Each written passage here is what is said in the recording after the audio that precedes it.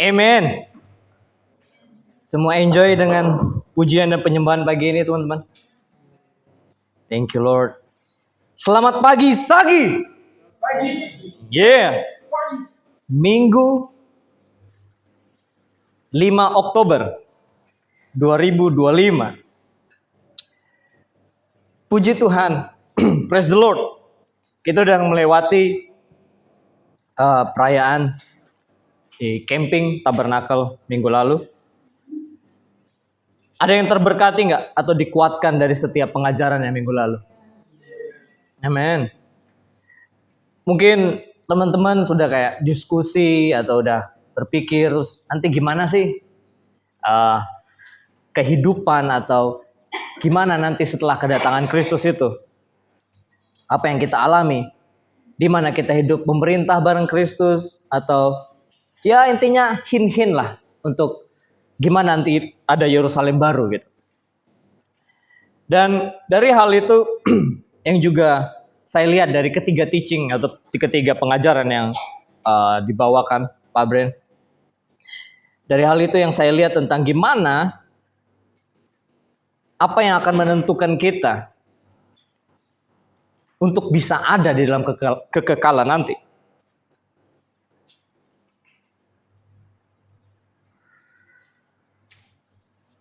Dan hal itu yang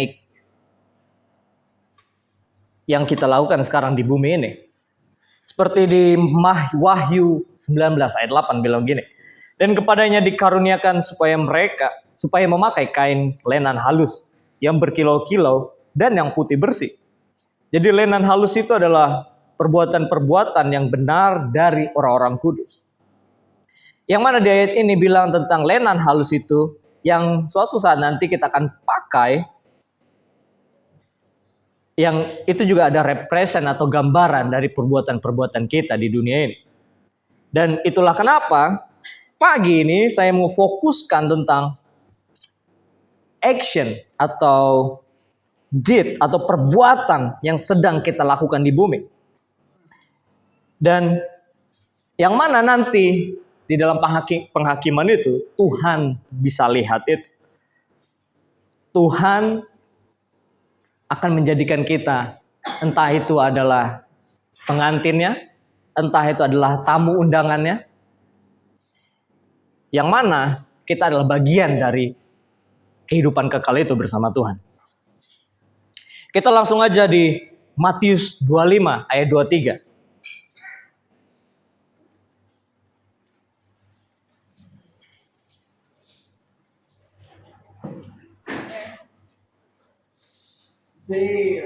Yang udah di sana katakan setia. Setia. Jadi seperti judul saya di pagi ini berjudul The Good and Faithful Servant. Maka kata tuannya itu kepadanya, baik sekali perbuatanmu itu, hai hambaku yang baik dan setia. Engkau telah setia memikul tanggung jawab dari perkara yang kecil, aku akan memberikan kepadamu tanggung jawab dengan perkara yang besar. Masuklah dan turutlah dalam kebahagiaan Tuhan. Makna kata tuannya itu itulah berbicara tentang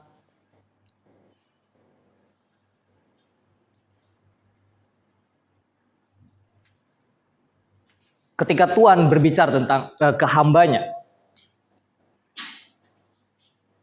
Dan kalau teman-teman ingat atau sadari,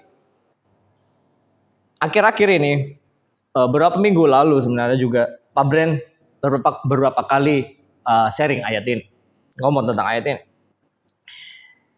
Karena ayat ini sebenarnya menegaskan sesuatu yang sangat penting, teman-teman. Bahwa apa yang kita fokuskan di dunia ini adalah sebagai seorang yang percaya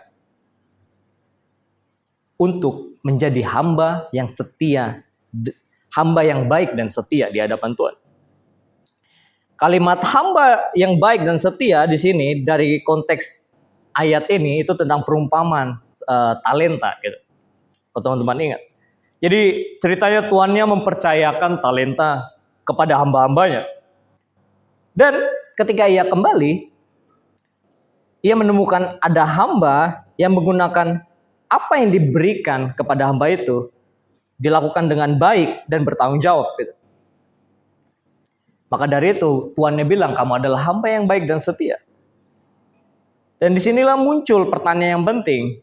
Kenapa sih ketika hamba yang melakukan perbuatan baik disebut juga hamba yang setia? Apa hubungannya antara baik dan setia ini? Korelasinya apa gitu? Di dalam hal ini untuk kita menjadi hamba yang setia, seseorang harus terlebih dahulu menjadi hamba yang baik. Kata baik di sini itu dalam bahasa Yunaninya itu dari kata agathos. Agathos itu bisa diartikan menjadi murni, mulia, baik, benar. Jadi kita nggak bisa disebut sebagai hamba yang setia kalau kita nggak jadi hamba yang baik dulu. Karena yang mau Tuhan tegaskan adalah hamba yang baik adalah seseorang yang bersungguh-sungguh melakukan kebenaran di dalam kehidupannya dan itu benar di mata Tuhan. Apa yang benar di mata Tuhan? Tuhan gak akan menyebut kita hamba yang baik tanpa ada kebenaran di dalam hidup kita. Tapi kebenaran yang saya maksudkan di sini perbuatan yang saya maksudkan sebenarnya bukan perbuatan yang hanya berasal dari lahiriah kita atau ya action perlu tapi bukan itu. Tapi kebenaran dan kesetiaan yang sejati yang ada di dalam diri kita. Jadi bukan hanya semata-mata perbuatan kita. Dan mungkin teman-teman masih ingat tentang apa yang Pak Bram pernah bilang kalau bahwa perbuatan atau tindakan kita di bumi itu yang akan dilihat Tuhan. Namun nyatanya ketika saya lihat lagi perbuatan itu bukan sumber dari kebenaran itu. Kok bisa? Sumber dari perbuatan itu adalah buah dari hati yang benar. Itulah kenapa perbuatan yang kita lakukan sebenarnya bisa aja lahir dari sesuatu atau hati yang gak tulus. Melainkan mungkin hanya untuk mendapatkan perhatian atau pujian dari orang lain. Kita ingin dikenal, kita ingin terlihat rohani. Dan kita ingin disebut hamba yang baik dan setia di depan mata orang gitu. Padahal itu bukan sebenarnya sesuatu yang ada di dalam hati kita, maksudnya dorongan dari kita. Tapi itulah dorongan dari daging kita, keinginan daging yang pengen dilihat orang. Dan tahu gak sih Yesus negur hal ini sebenarnya di Markus 12:38 ayat 4 sampai 40.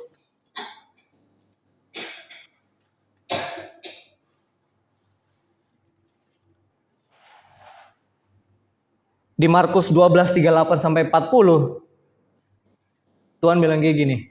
Hati-hatilah terhadap ahli-ahli Taurat yang suka berjalan-jalan, memakai jubah panjang dan suka menerima penghormatan di pasar, yang suka duduk di tempat terdepan di rumah ibadat dan di tempat terhormat dalam perjamuan, yang menelan rumah janda-janda, sedang mereka mengelabui mata orang dengan doa yang panjang-panjang. Mereka ini pasti akan menerima hukuman yang lebih berat. Kalau teman-teman lihat di sini, apa yang orang-orang Farisi ini lakukan, Tuhan gak negur doa mereka, doanya, tapi mereka menegur perbuatan apa yang orang-orang Farisi lakukan, itu sebenarnya semata-mata untuk mendapat pujian dari orang lain. Seperti yang saya bilang tadi, perbuatan itu dilihat Tuhan, tapi perbuatan seperti sumbernya dari mana gitu? Apakah itu hati yang benar atau enggak? atau hati yang munafik gitu. Mungkin mereka terlihat saleh gitu. Orang-orang Farisi saleh, Saduki saleh. Taat mereka. Tapi hatinya nggak murni teman-teman. Mereka melakukan apa yang benar di mata manusia. Tapi enggak di mata Tuhan. Itu sebabnya hati, katakan hati, menjadi dasar utama yang harus kita perbaiki. Hati yang benar akan menuntut kita untuk melakukan perbuatan yang benar juga. Kalau hati kita mau sungguh-sungguh menyenangkan Tuhan, dari situlah muncul kesetiaan itu. Jadi setia adalah buah dari hati yang baik. Dan kata baik di sini yang saya bilang tadi itu berbicara tentang murni, tentang apa yang benar. Yang artinya hati yang agatos itu bukan hati yang tidak bercampur dengan kepentingan pribadi atau flesh atau daging kita sendiri. Hati yang benar-benar ingin menyenangkan Tuhan.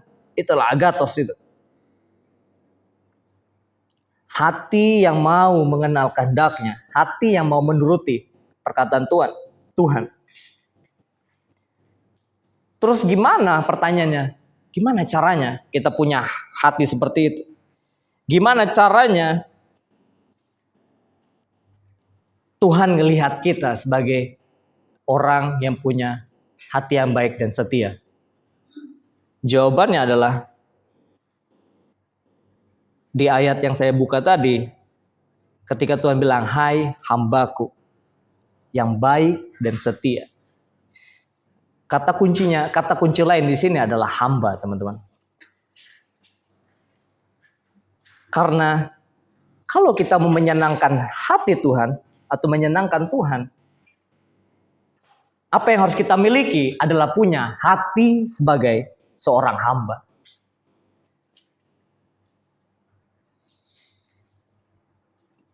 Ada yang mau lihat gimana maksudnya hati seorang hamba itu? Kita ke Matius 23 ayat 11 sampai 12. Mundur dikit.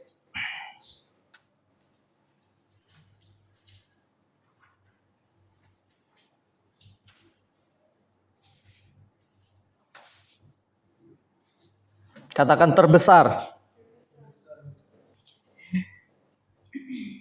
Matius 23, barang siapa terbesar di antara kamu, hendaklah ia menjadi pelayanmu. Dan barang siapa meninggikan diri, ia akan direndahkan. Dan barang siapa merendahkan diri, ia akan ditinggikan. Tuhan mengajarkan kita melalui ayat ini untuk lihat menjadi seorang pelayan atau hamba. Seorang hamba yang memiliki tugas utama untuk melayani.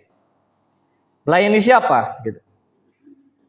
Melayani orang-orang di sekitar kita. Alasan sederhana,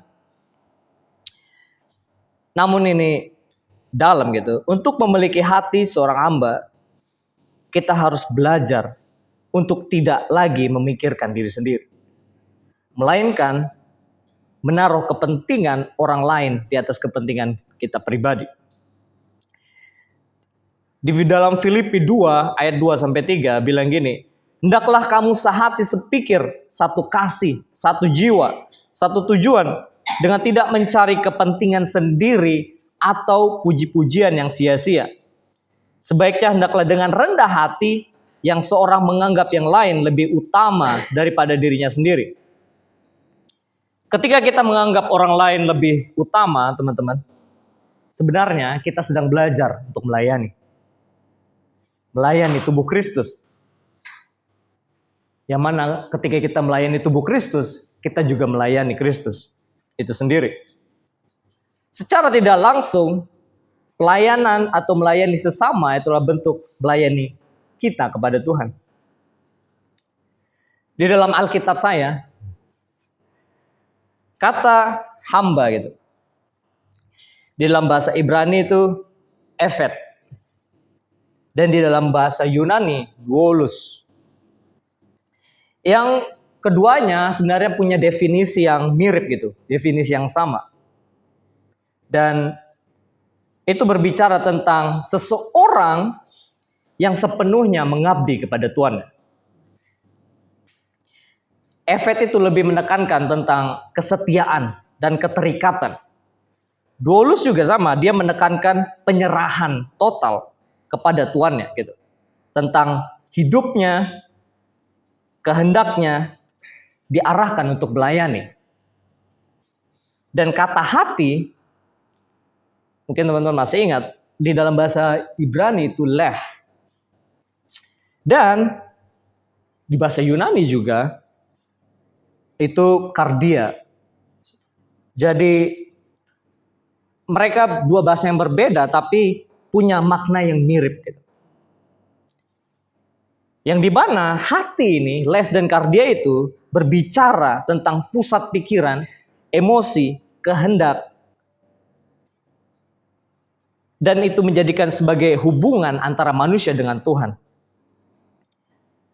Dan ini intinya, hati seorang hamba itu berarti seseorang yang punya hati yang menyerahkan total semua pusat pikirannya, emosinya, dan kesadarannya untuk rela melakukan apapun kehendak Tuhan.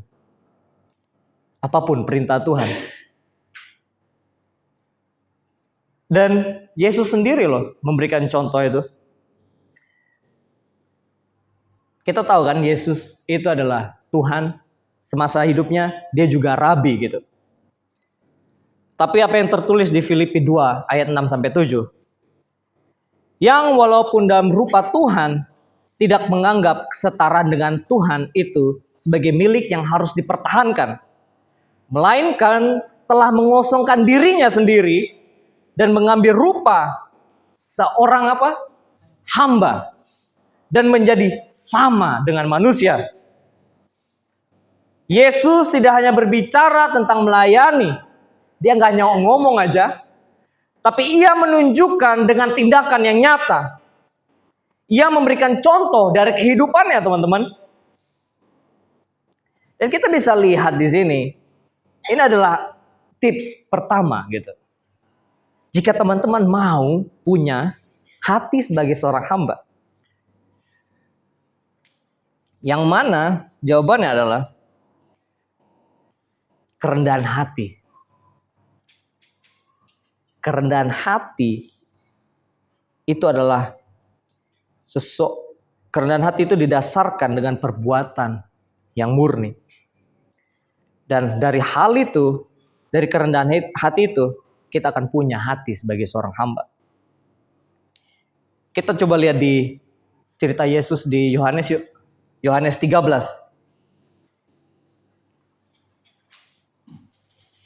Ayat 6 sampai 8.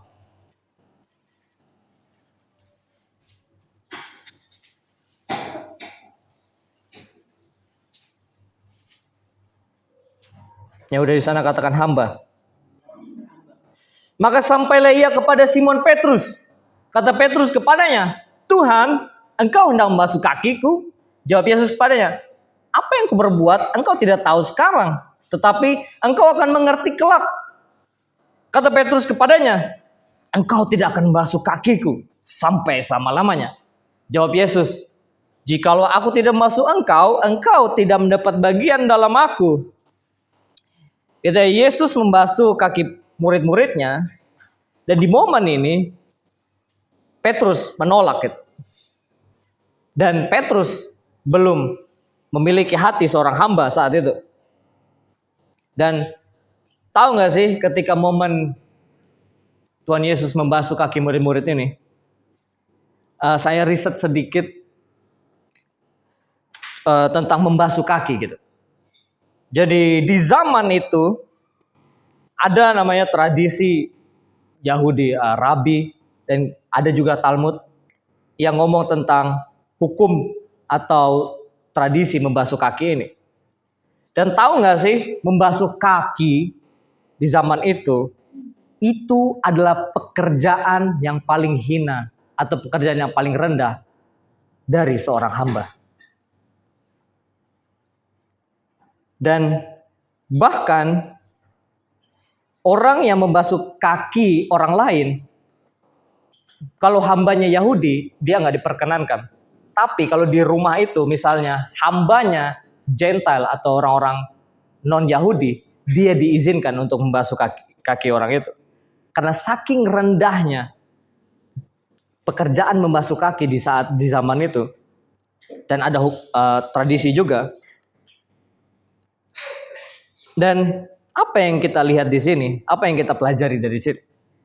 Ketika Yesus melakukan membasuh kaki murid-muridnya, dia dengan sengaja melakukannya untuk apa? Membalikan seluruh tradisi atau adat istiadat rabi-rabi saat itu. Untuk menunjukkan apa? Untuk menunjukkan hati seorang hamba yang gak ditentukan oleh status atau kedudukan, melainkan kerendahan hati. Kalian bayangkan seorang rabi membasuh kaki murid-muridnya. Dan di zaman itu dipandang sangat hina loh kalau itu terjadi.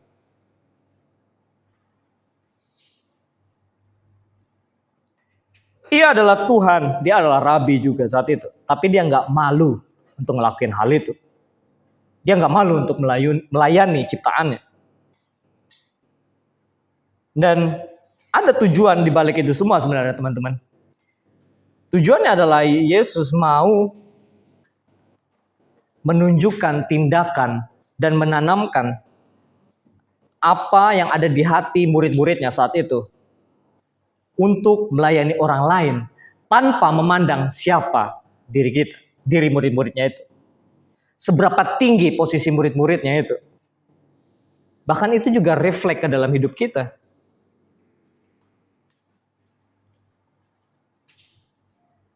Karena Tuhan mau menunjukkan apa yang harus kita tanggalkan. Atau kita harus menanggalkan identitas kita. Melepaskan ego kita. Kebanggaan atau pengakuan. Ketika kita mau melayani orang lain. Yang mana kita juga melayani Tuhan. Karena kita hanyalah hamba di mata Tuhan. Dan ketika kita melepaskan semua hal dalam diri kita, ego itu, kedagingan, kebanggaan atau pengakuan itu, disitulah letak di mana kita punya hati sebagai seorang hamba itu. Seorang hamba yang rendah hati, seorang hamba yang melayani dengan segenap hatinya untuk kemuliaan nama Tuhan. Mau dengar cerita lain tentang hamba ini teman-teman? Kita ke Kejadian 37 yuk. Mundur.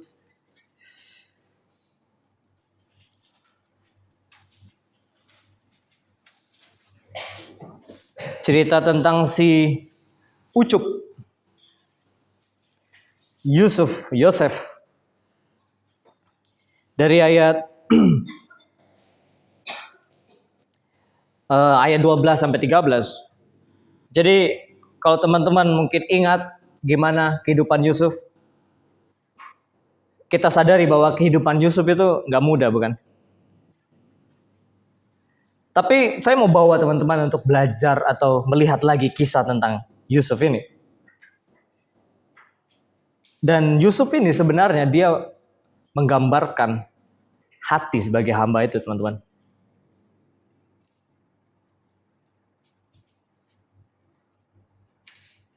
Karena itulah pentingnya kita harus menyadari punya hati sebagai hamba itu.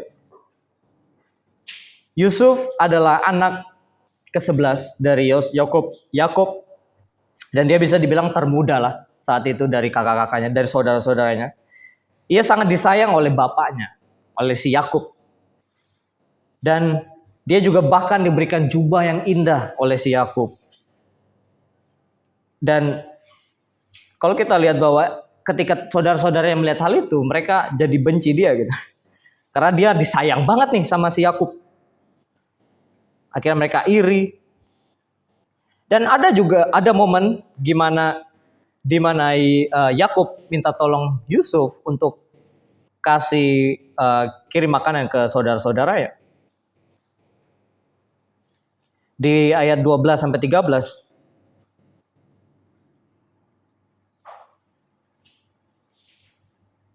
Ketika saudara-saudaranya pergi menggembalakan kambing domba ayahnya di Sikem, berkatalah Israel ke Yusuf, "Tidakkah saudara-saudaramu menggembalakan kambing domba di Sikem? Marilah engkau kusuruh kepada mereka." Jadi saat Yusuf pergi ke Sikem gitu, dia datangi saudara-saudaranya, dan apa yang terjadi saat itu? Saudara-saudaranya punya rencana untuk membunuh dia. Tapi apa yang terjadi? Mereka nggak jadi bunuh si Yusuf. Mereka menjual. Mereka bersekongkol untuk menjual akhirnya si Yusuf itu.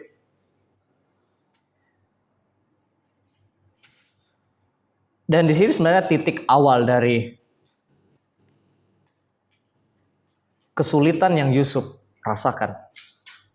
Bayangkan, Yusuf lagi di rumah terus minta bapaknya pergi ke ladang untuk ketemu kakak saudara-saudaranya. Tapi yang jadi akhirnya dia malah dijual gitu. Dan di dalam perjalanannya Yusuf, setelah dia dijual kembali oleh pedagang Ismail itu. Terus dia dijual ke Mesir. Dan dia akhirnya tinggal di salah satu pegawai istananya Firaun, namanya Potifar. Dan di tempat inilah Yusuf melakukan pekerjaan sebagai hamba gitu. Beberapa ayat bilang, di ayat selanjutnya bilang dia hamba Ibrani. Jadi dia melakukan pekerjaan yang dipercayakan oleh si Potifar kepada Yusuf. Dan apa yang Yusuf lakukan di sana? Yusuf dia melakukan apa yang benar di sana, melakukan apa yang baik di sana. Di Kolose 2:3 ayat 24 bilang kayak gini, "Apapun juga yang kamu perbuat, perbuatlah dengan segenap hatimu, seperti untuk Tuhan dan bukan untuk manusia. Kamu tahu bahwa dari Tuhanlah kamu akan menerima bagian yang ditentukan bagimu sebagai upah. Kristus adalah Tuhan dan kamu adalah hambanya." Yusuf hidup dengan prinsip ini. Kenapa saya bilang begitu? Ia tidak bekerja hanya untuk menyenangkan Potifar. Tapi karena ia tahu setiap yang ia lakukan adalah untuk Tuhan. Ia melayani dengan sepenuh hati. Dan Tuhan membuat segala pekerjaannya berhasil. Dan akhirnya Yusuf dapat kuasa di dalam rumah Potifar itu, teman-teman. Tapi setelah perjalanannya itu, apa yang terjadi? Apakah Yusuf aman-aman aja, nyaman-nyaman aja? Enggak. Akhirnya ada momen bahwa istri dari Potifar menuduh si Yusuf melakukan perbuatan yang gak benar gitu. Dan apa yang terjadi? Yusuf dia dimasukkan ke dalam penjara karena tuduhan palsu dari istrinya Potifar. Dan kita lihat bahwa Yusuf udah ngelakuin apa yang benar gitu kan di rumah Potifar. Tapi dia malah dituduh, difitnah, bahkan akhirnya dia dipenjara. Mungkin kalau ada yang di dalam kondisi atau mengalami kondisi seperti Yusuf, mungkin ada yang kecewa juga. Bahkan menyalahkan Tuhan. Kenapa? Padahal aku udah ngelakuin yang baik loh. Dan kerennya lagi teman-teman, walaupun Yusuf di penjara, kita lihat ayat 21 sampai 23. Tetapi Tuhan menyertai Yusuf di Kejadian 39. Tetapi Tuhan menyertai Yusuf dan melimpahkan kasih setia kepadanya dan membuat Yusuf kesayangan bagi kepala rumah penjara itu. Sebab itu kepala rumah penjara menyerahkan semua tahanan dalam penjara itu kepada kuasa Yusuf. Dan segala pekerjaan yang harus dilakukan di sana, dialah yang mengurusnya. Lihat, bahkan di tempat ketika Yusuf di penjara, dia tetap melayani teman-teman. Dia bahkan dipercayakan oleh si kepala penjara. Dan satu hal yang saya lihat luar biasa dari Yusuf adalah ia nggak membiarkan keadaan menentukan sikap hatinya. Dan akhirnya di pasal 40, di mana momen Yusuf menafsirkan mimpi dari dua orang pejabat Firaun, juru minuman dan juru roti. Dan waktu juru minuman itu dibebaskan, Yusuf minta bahwa dia pengen diingat gitu. Tapi akhirnya apa? Dia dilupakan gitu. Nggak ada kabar. Dan setelah 2 tahun, setelah ketika Yusuf menafsirkan mimpi itu, akhirnya ada momen Tuhan juga mau mengangkat Yusuf. Dan dia menafsirkan mimpi si Firaun. Teman-teman bisa lihat dari rentetan alur dari Yusuf ini. Di mana dia awalnya dijual, terus dia akhirnya dipercayakan di rumah Potifar, terus akhirnya dia dipenjara. Dia dipercayakan di dalam penjara itu. Dan di momen di ayat 40, pasal 40 itu, dia akhirnya diberikan kuasa oleh Firaun untuk memerintah di Mesir.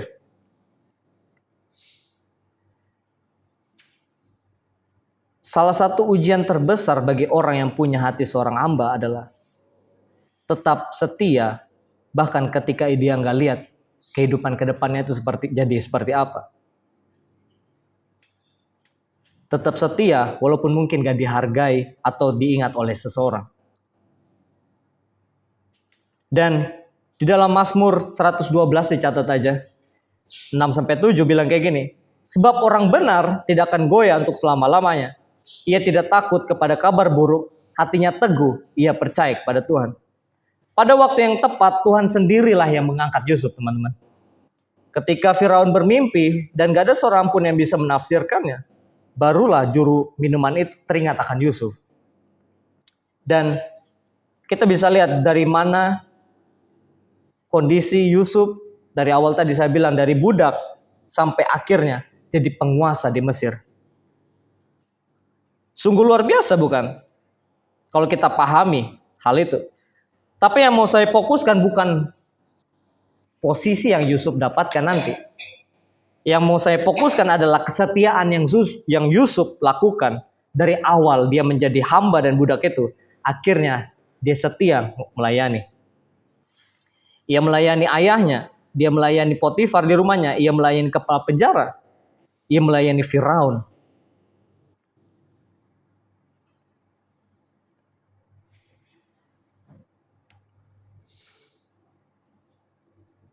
Teman-teman di sini, melayani itu bukan berarti kita itu lebih rendah. Yang salah bukan kata melayaninya. Tapi ketika manusia memandang melayani sebagai sesuatu yang membuat dirinya tidak berharga. Padahal melayani adalah kehormatan terbesar di hadapan Tuhan. Yusuf gak mengejar posisi, tapi Tuhan yang memberi dia posisi. Ia tidak mencari penghormatan, tapi Tuhan yang meninggikannya. Ia gak menuntut hasil, tapi lihat buah dari kehidupannya Yusuf. Itu adalah apa yang akan dia terima gitu. Jadi kalau teman-teman sedang berada dalam situasi yang gak mudah,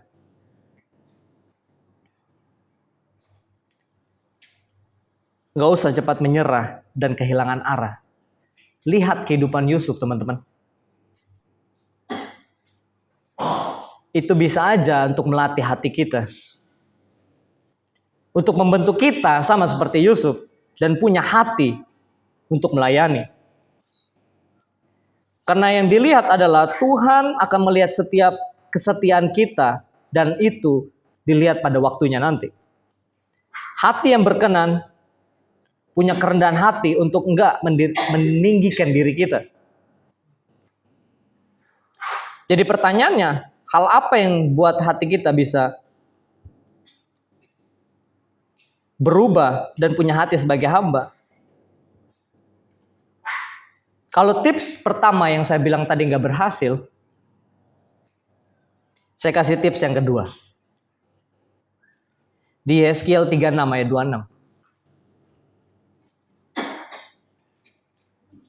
Yang di sana, yang udah di sana bilang hati yang baru.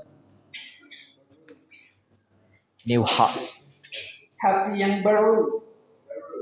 Baru. Yeskiel 36. Kamu akan kuberikan hati yang baru dan roh yang baru di dalam batinmu.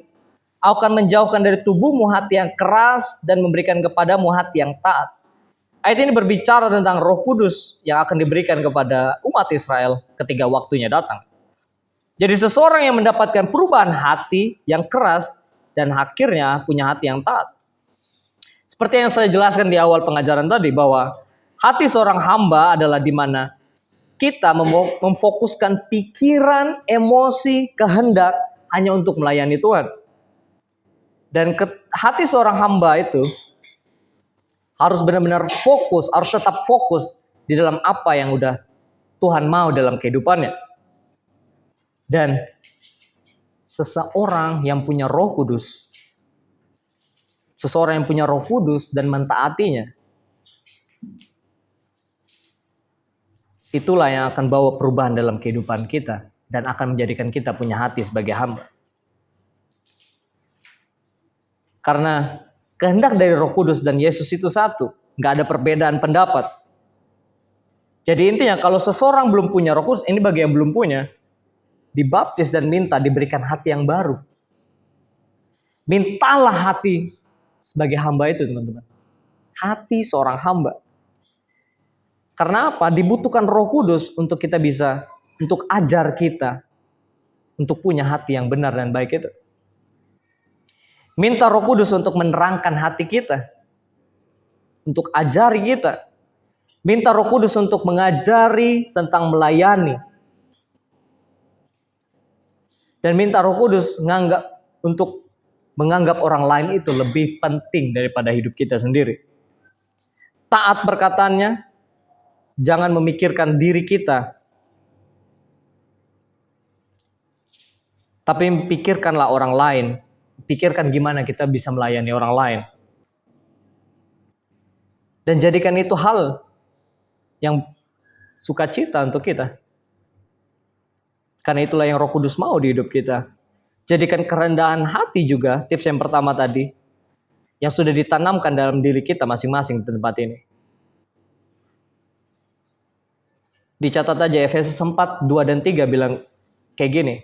Hendaklah kamu selalu rendah hati, lemah lembut dan sabar. Tunjukkanlah kasihmu dalam hal saling membantu. Dan berusahalah memelihara kesatuan roh oleh ikatan damai sejahtera. Tunjukkan melayani itu untuk kita saling membantu. Saling melayani satu sama lain di tempat ini. Amen. Kita lihat lagi gambaran melayani itu di Markus 10 ayat 46.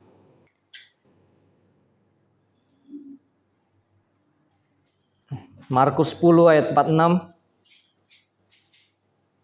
bilang kayak gini. Tidaklah demikian di antara kamu, barang siapa ingin menjadi besar di antara kamu, hendaklah ia menjadi pelayanmu.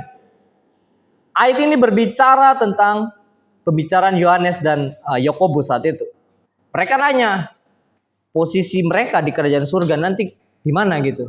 Sebelah kiri apa kanan? Dan di momen ini, sama mereka kayak Petrus, belum punya hati seorang hamba itu. Dan ini juga sebenarnya pikiran, bahayanya pikiran ini adalah pikiran yang masih berfokus sama seperti pemikiran dunia. Karena apa yang dunia lihat tentang hal ini adalah dunia itu mengajarkan kita bahwa kebesaran itu diukur dari kuasa, jabatan, dan pengaruh. Dan Tuhan Yesus gak mau hal itu terjadi. Dia membalikkan seluruh sistem itu, seluruh apa yang dunia pikirkan. Karena dia dibilang di sini dengan jelas, siapa yang terbesar di antara kamu, jadilah pelayan. Yesus nggak sedang menolak keinginan menjadi besar, tapi ia sedang memurnikan ambisi kita, teman-teman. Ia tidak ingin murid-muridnya berhenti berjuang menjadi yang terbaik, tapi ia ingin mereka berjuang dengan hati yang benar, hati yang baik untuk memuliakan nama Tuhan melalui melayani. Hati seorang hamba adalah hati yang tidak tergantung di dalam posisi atau kedudukan itu. Ia bisa melayani di tempat yang rendah atau tinggi, di balik layar atau di depan banyak orang. Ia tidak melihat pujian ataupun penolakan. Yang dia cari hanyalah kesenangan dari Tuhan, bukan tepuk tangan dari dunia ini. Yesus sendiri adalah contoh yang sempurna dari melayani ini, hati yang melayani ini, teman-teman. Hati seorang hamba. Ingat gimana cerita Tuhan, cerita Yesus berlutut untuk di momen Yesus membasuh kaki murid-muridnya. Ia rela melakukan hal itu. Padahal di pekerjaan yang dia lakukan adalah pekerjaan yang paling hina di zaman itu. Untuk seorang hamba.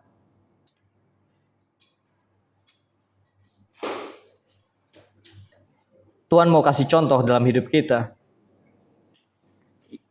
Jadi saya mau tantang siapapun di sini, teman-teman yang ada di sini. Siapa yang mau punya hati sebagai hamba? Siapa yang mau? Siapa yang mau punya hati untuk melayani di tempat ini? Atau masih ada punya hati untuk dilayani? Karena saya sangat menekankan untuk punya hati, untuk bisa melayani, teman-teman. Karena kalau teman-teman punya hati seperti ini, otomatis itu adalah sesuatu yang Tuhan inginkan dalam hidup teman-teman. Karena buah dari punya hati sebagai hamba, itu akan dipandang setia oleh Tuhan. Seseorang yang dipanggil setia pada Tuhan adalah seseorang yang sudah melakukan sesuatu secara terus-menerus dan selalu berusaha menyenangkan hati Tuhan. Karena setia itu bukan sesuatu instan kayak mie instan. Karena kesetiaan yang Tuhan lihat atau orang yang setia di mata Tuhan adalah udah melakukan, udah melayani tubuhnya. Dan itu adalah karakter yang Tuhan inginkan dalam kehidupan kita, teman-teman. Karakter yang mana Tuhan inginkan ketika ada di momen kebangkitan nanti, ketika kedatangan Tuhan yang kedua nanti. Dan di masa penghakiman itu, Tuhan akan lihat kita. Kita ini hamba yang setia atau enggak. Itu dari hati kita. Tuhan ajar kita juga di Lukas 16 ayat 10. Kita bisa ke situ.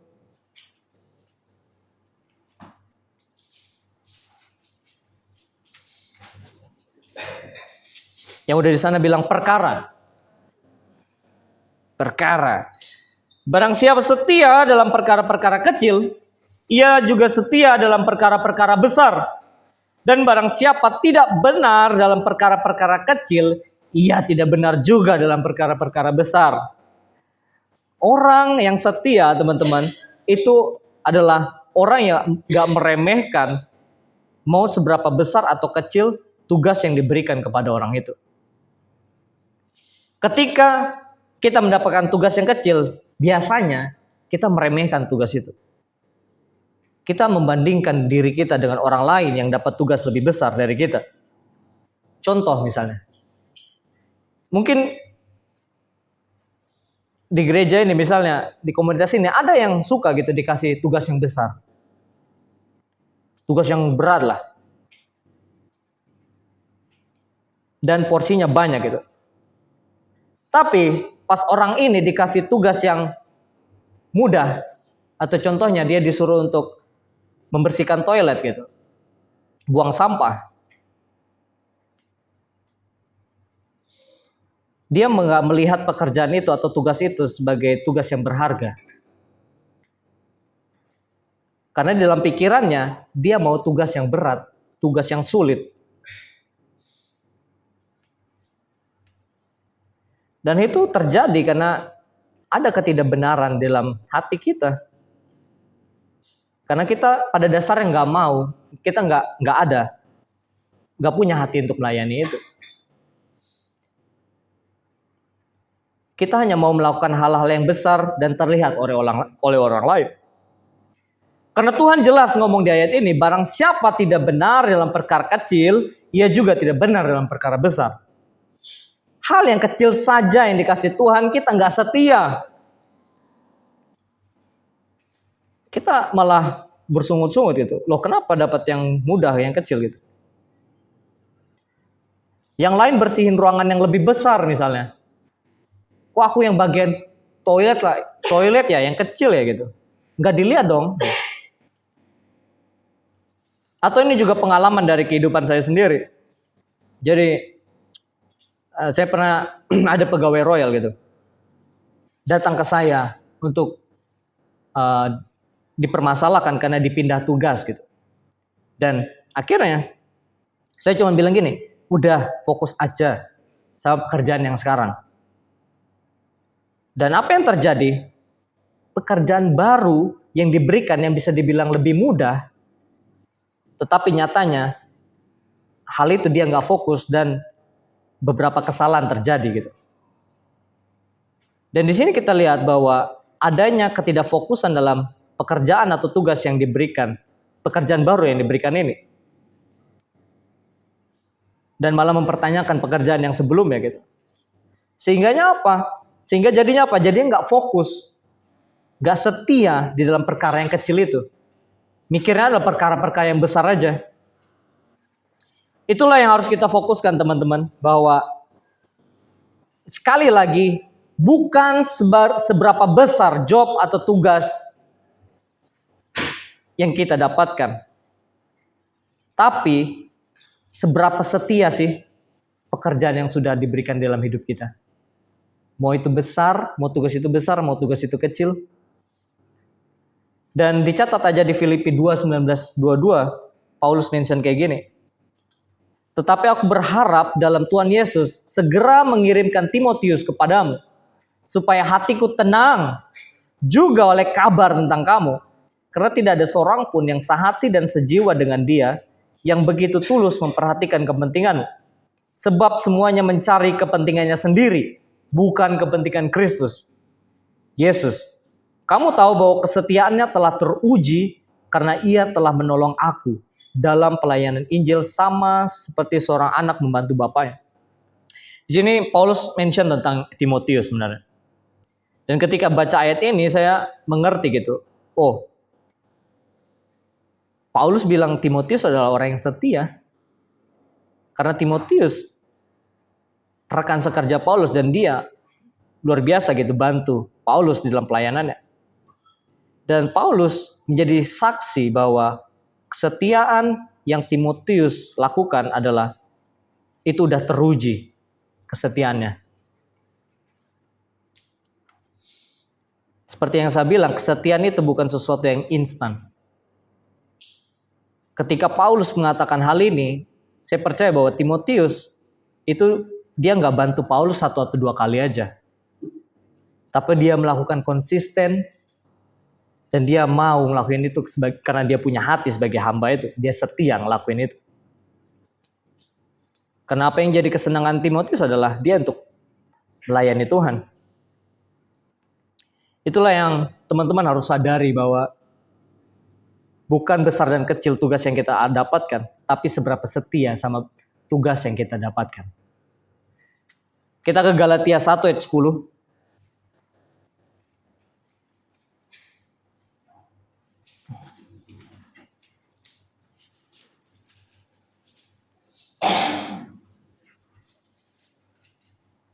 Di sini Paulus ngomong, jadi bagaimana sekarang, adakah ku cari kesukaan manusia atau kesukaan Tuhan? Adakah aku coba berkenan kepada manusia? Sekiranya aku masih mencoba berkenan kepada manusia, maka aku bukanlah hamba Kristus. Yang ayat ini bilang ketika kita mencoba untuk berkenan kepada manusia, kita bukanlah hamba Kristus. Paulus menegaskan apa yang sedang dia kerjakan di Galatia saat itu adalah murni atau hanya untuk kepentingan Tuhan atau kehendak Tuhan.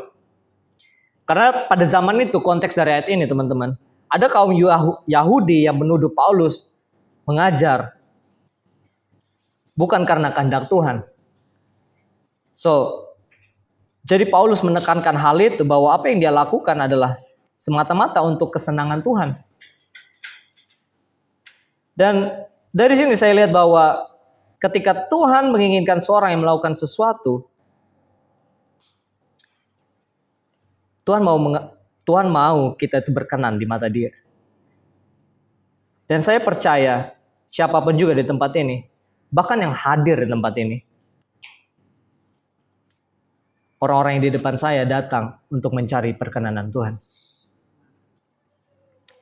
Bukan kesenangan kita sendiri, tapi kesenangan Tuhan yang kita fokuskan. Itulah kenapa saya juga bersyukur berada di tempat ini. Saya bisa merasakan rasa haus dan lapar dari orang-orang di sini yang mau melayani di tempat ini. Saya ingat juga momen dulu ketika Hosana mau lahiran, ada beberapa orang yang menawarkan transportasi gitu. Dan saya lihat di momen itu bahwa there's hati seorang hamba. Yang pertama adalah dia punya inisiatif. Dan saya percaya bahwa orang yang nawar itu juga punya hati yang benar, punya hati sebagai hamba.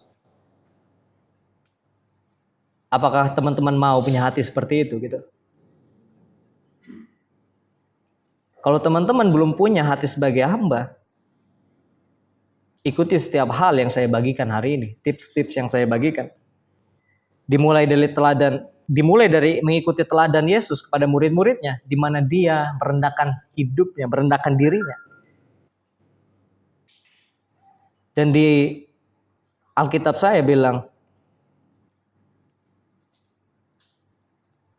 banyak cerita tentang apa yang Yesus lakukan, teman-teman. Teman-teman bisa baca lagi ketika pulang dari sini.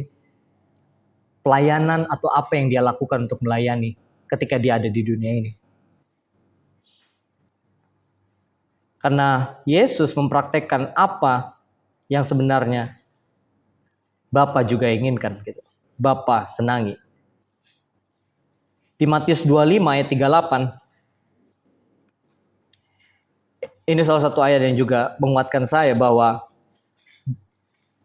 bila manakah kami melihat engkau sebagai orang asing dan kami memberi engkau tumpangan atau telanjang dan kami memberi engkau pakaian, bila mana kami melihat engkau sakit atau dalam penjara dan kami mengunjungi engkau, dan raja itu akan menjawab mereka, aku berkata kepadamu, sesungguhnya segala sesuatu yang kamu lakukan untuk salah seorang dari saudaraku yang paling hina ini, kamu telah melakukannya untuk aku.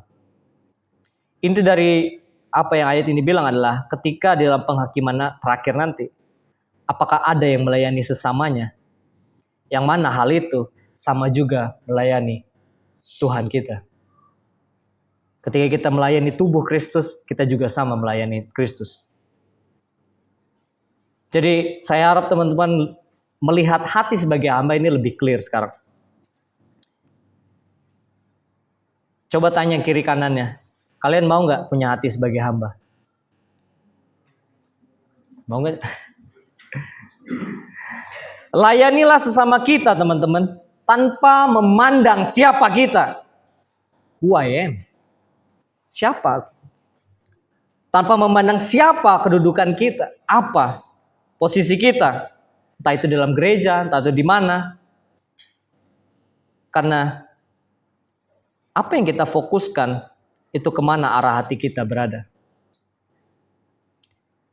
Mau jadi hati sebagai hamba atau hati sebagai tuan. Kita balik lagi ke Matius 25 ayat 23. Hampir selesai. Ini di ayat awal tadi.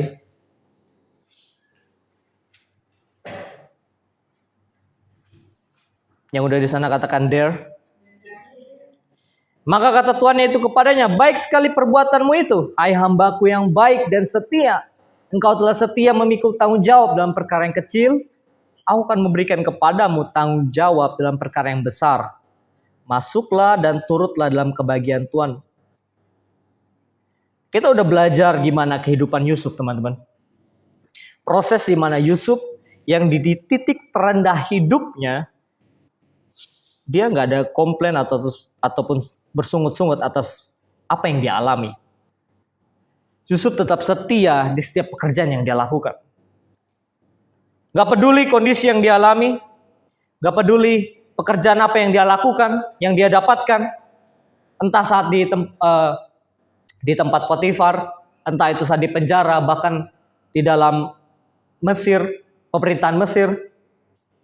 Yusuf hanya fokus di dalam setiap tugas yang dia alami, dia dapatkan gitu. Yusuf jadi contoh di hidup kita untuk seseorang yang setia apapun kondisi dan situasinya. Setia untuk melayani. Belajar juga dari kehidupan Yesus. Kita belajar bagaimana Yesus rela melakukan pekerjaan yang hina saat itu. Sebagai hamba bahkan. Untuk hamba itu aja hina loh, bayangkan. Itu pekerjaan yang hina untuk seorang hamba. Membasuh kaki itu.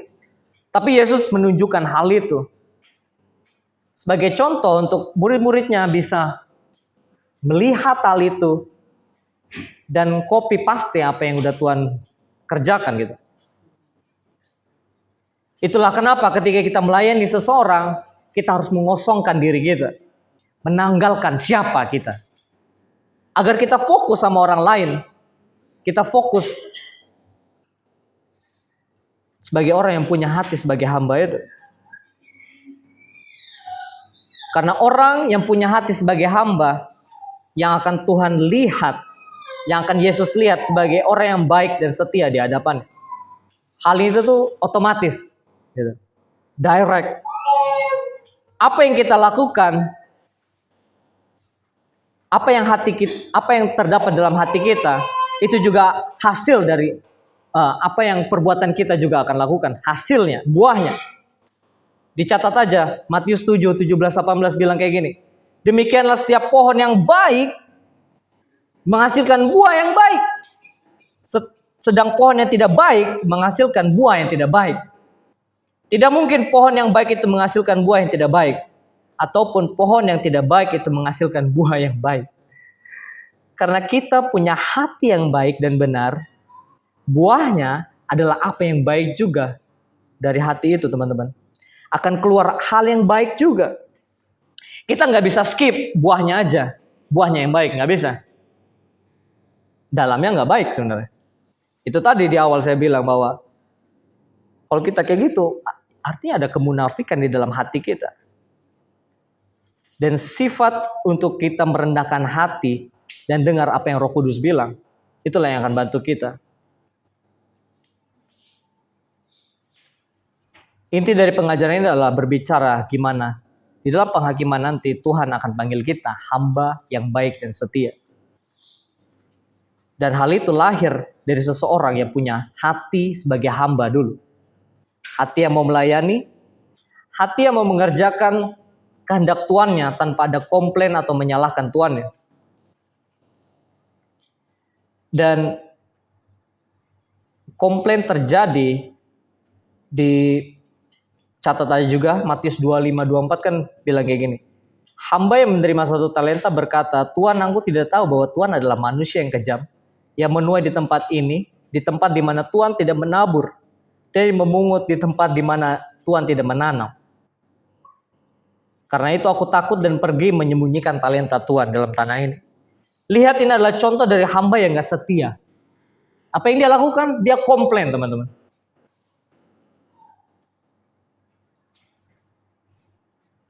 Padahal dia udah diberi sesuatu oleh Tuhan. Tapi dia gak bisa mengusahakan apa yang dia terima dari tuannya.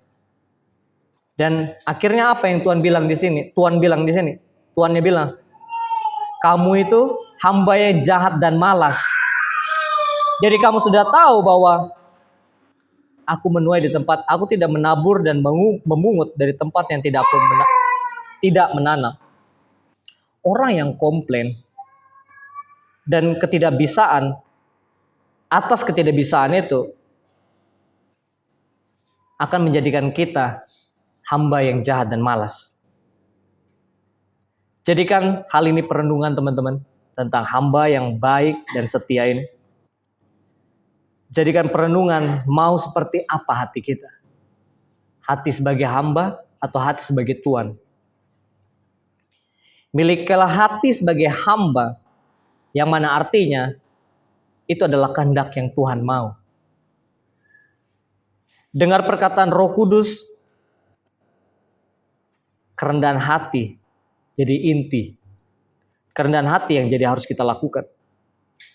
Fokus sama kehendak Tuhan, gak fokus sama kita mau jadi pengantin atau kita mau jadi tamu nanti. Dua-duanya, praise the Lord, kalau itu terjadi. Tapi sekarang, semasa kita, selagi kita masih di bumi ini, di dunia ini, fokus sama perbuatan yang kita lakukan.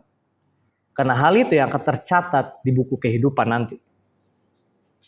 Dan ketika tiba saatnya di hadapan Tuhan, di dalam penghakiman, dan Tuhan akan bilang,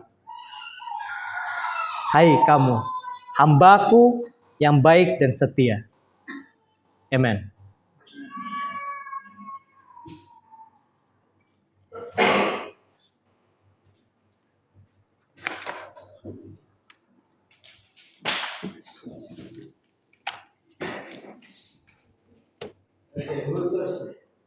Siapa yang haus?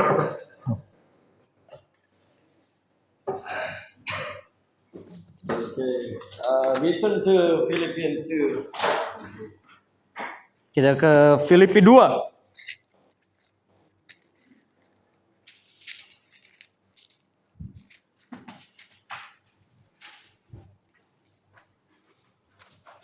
How many of you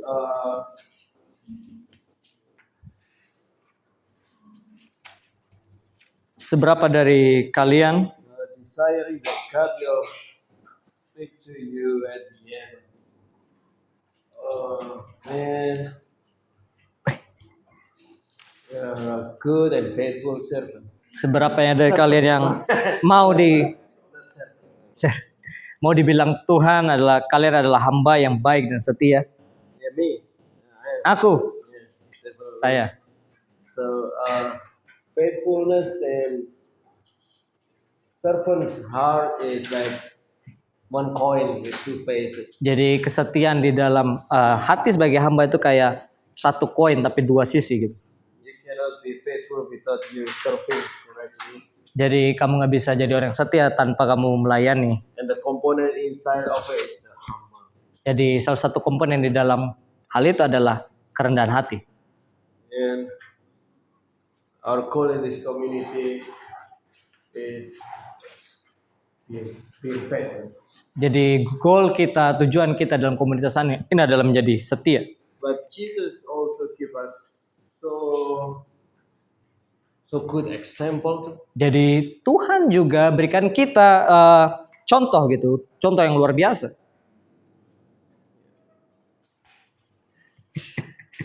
The note. Finger not. Okay, I will start in verse 2, Philippians 2. Jadi dari ayat 2, Filipi 2. Complete my joy by being of the same mind, having the same love, being in full accord and of one mind.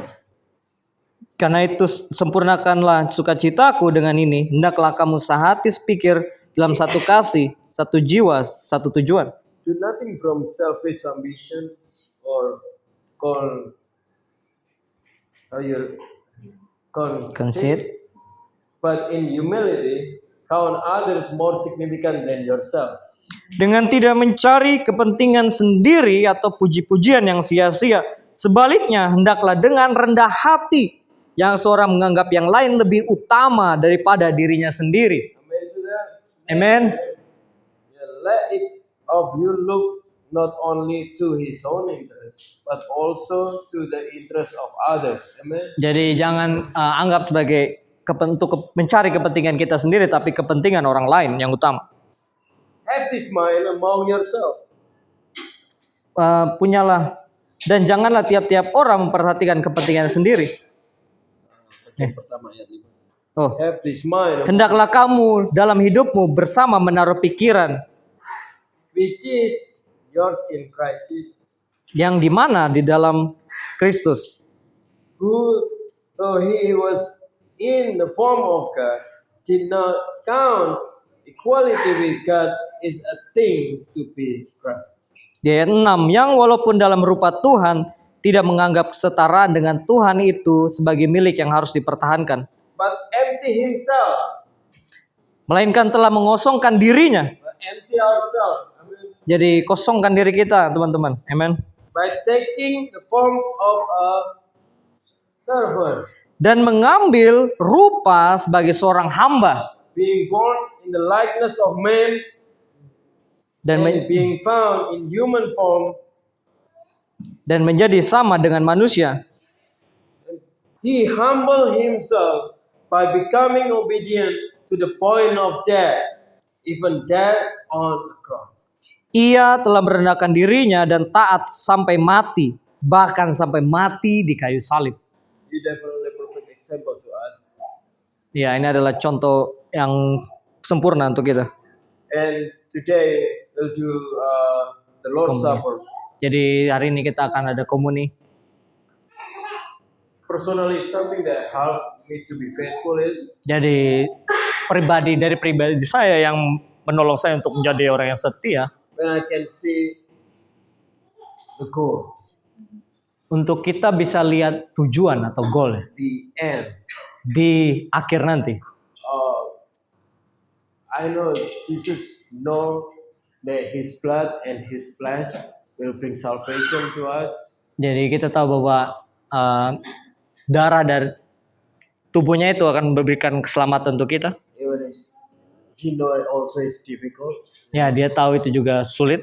He cried and blood came out from His body while He cried. Jadi- Cry out to the Lord. Jadi ketika darah itu keluar dari tubuhnya itu juga sulit, dia menangis ke Tuhan. He know what kind of cost that He need to pay for the end of the result. Jadi dia tahu harga yang harus dia bayar untuk di akhir nanti. But He faithful so we can have access to His flesh and His blood.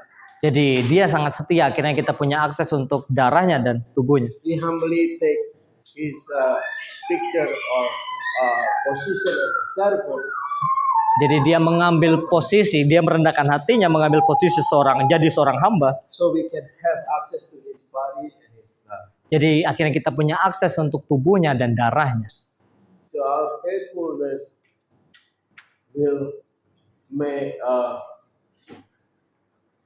the result is possible. Jadi- Is possible. Result, hasil. Yeah.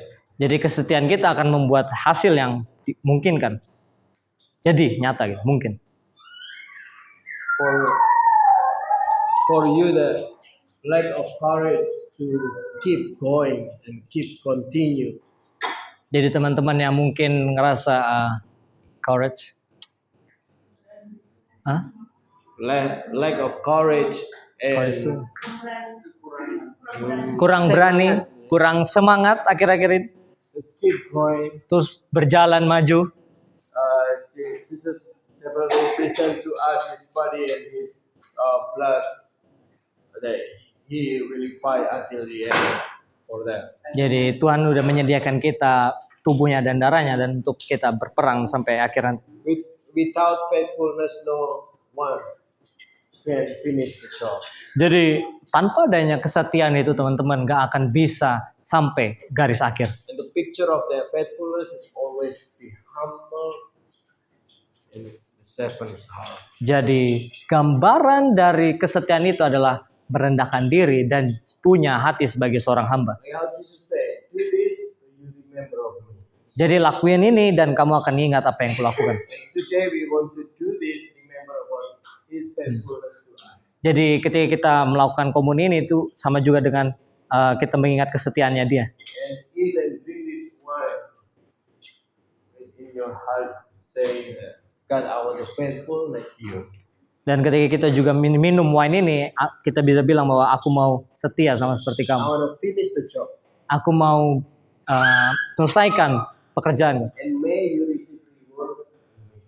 Jadi mungkin kita ada hadiah nanti.